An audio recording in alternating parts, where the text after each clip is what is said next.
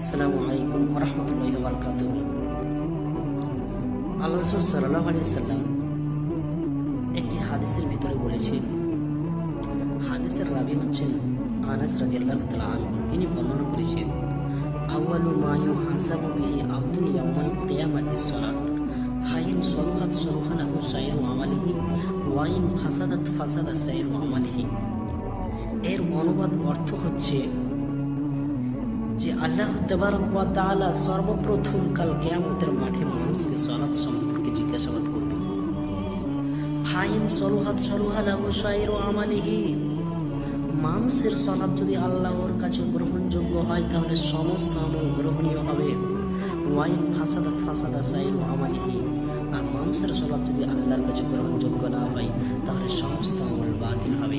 তাই বলছি ভাই আমার, আসুন না আমরা 5 ওয়াক্ত সালাত আদায় করি।